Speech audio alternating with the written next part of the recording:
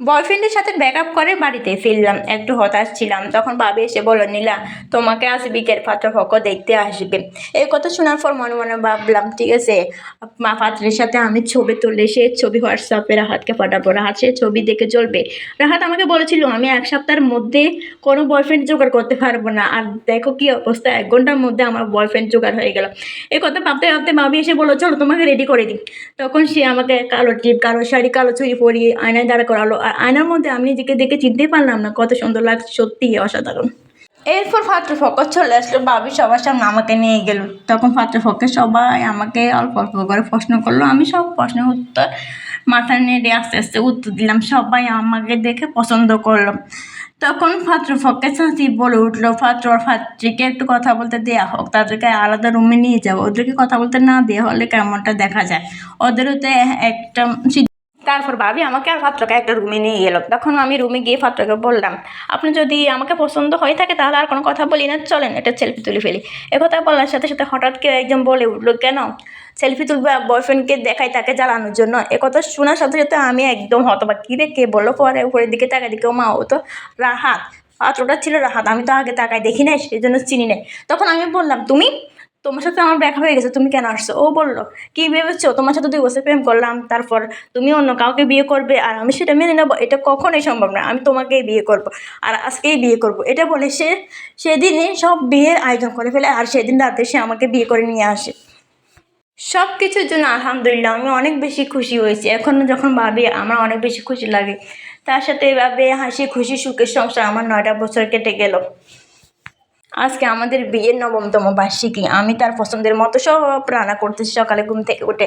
তখন আমার শাশুড়ি এসে বলল, কী ব্যাপার নীলা, এত রান্না কেন করতেছো? আমি বললাম যে, মা আজকে আমাদের বিয়ে 9 বছর পূর্ণ হয়েছে, সেজন্য আজকে আপনার ছেলের সব পছন্দ মতো রান্না করতেছি। এই কথা শুনে আমার শাশুড়ি বলল, 9টা বছর হয়ে গেল, এখন পর্যন্ত একটা সন্তান তো দিতে পারলা না।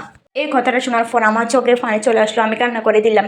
আর কিছু বললাম না, বলার ভাষা আমার নেই। আমি ওখান থেকে চলে গেলাম। একটা রুমে লাইট বন্ধ করে বসে আছিলাম। তখন রাহাত আসলো, এসে বলে, কী ব্যাপার অন্ধকারে বসে আসো? আমি বললাম এমনি। রাহাত বলো, তুমি খাইছো? আমি বললাম, না খাই না। তো না খাইলে বসে আছো কেন? আমি খেয়ে এসেছি, তুমি খেয়ে ঘুমাই যাও। এই কথা বলে রাহাত ওয়াশরুমে ঢুকে গেল। হঠাৎ করে কেন যেন আমার বুকটা কে ফুটলো, রাহাত তো কখনো আমাকে রেখে খায় না, আজ কীভাবে খেয়ে আসলো? এভাবে অনেক দিন রাহাত খেয়ে আসতো। ওর মনাও সবসময় আমার সাথে কথা বলতে, কিন্তু এখন কথা বলে না, সবসময় বিজি দেখায়, মোবাইল নিয়ে থাকে, ব্যস্ত। সময় আমাকে আগের মতো ভালোবাসে না, সময় দেয় না। তখন আমি মনে মনে ভাবলাম, আমার হয়তো বাচ্চা হয় না, সেজন্য রাহাতের হয়তো আমার প্রতি আর মন নেই। এটা ভাবতে ভাবতে হঠাৎ করে দরজায় কেউ যেন নক দিল। তখন আমি দরজাটা খুললাম, খুলে আমি অবাক, আমার মাথার উপর আসমান ভেঙে পড়ল। দেখলাম যে রাহাত, আর রাহাতের পাশে একটা লাল টুকটুকে শাড়ি পরে একটা সুন্দরী মেয়ে। তখন রাহাত আমাকে বলল, নীলা চলো রুমে চলো, তোমার সাথে কথা আছে। রুমে গিয়ে রাহাত আমাকে বলল, নীলা দেখো আমি তো বিয়ে করেছি, তোমার জায়গা আগের মতো থাকবে, তোমার জায়গা কোনো পরিবর্তন হবে না, তুমি কোনো চিন্তা করি না, কোনো টেনশন করি না, তুমি আগের মতোই থাকবে। এ কথা বললো আমাকে। আমি আর কোনো কথাই বললাম না, আমি চুপ। তখন আমি বললাম, তোমার নতুন বউ তোমার জন্য অপেক্ষা করছে, তুমি তোমার নতুন বউয়ের কাছে যাও। তখন সে তার নতুন বউয়ের কাছে চলে গেল। সকাল হলো, আমি সবার জন্য নাস্তা তৈরি করলাম। সবাই নাস্তা খাচ্ছে, নতুন বউ নাস্তা খাচ্ছে, আমি নাস্তা খাইনি। শাশুড়ি বলতেছে, কী ব্যাপার তুমি নাস্তা খাচ্ছ না? আমি বললাম যে আমি একটু পরে খাবো, আমি আর খাইনি। তারপর সবাই খাওয়া দাওয়া শেষ, সবাই রুমে চলে যায়। তারপর আমি আমার কাপড় গুছাই, যখন বাড়ি থেকে বেরিয়ে আসতে লাগলাম, তখন আমার শাশুড়ি বলে উঠলো, নীলা তুমি কোথায় যাচ্ছ এত সকাল সকাল? আমি বললাম, মা আমি চলে যাচ্ছি, আমি এই সংসারে থাকবো না। তখন রাহাত বললো, কেন নীলা? আমি তো বলেছি তোমার জায়গা কেউ নিতে পারবে না, তুমি তোমার জায়গায় থাকবে।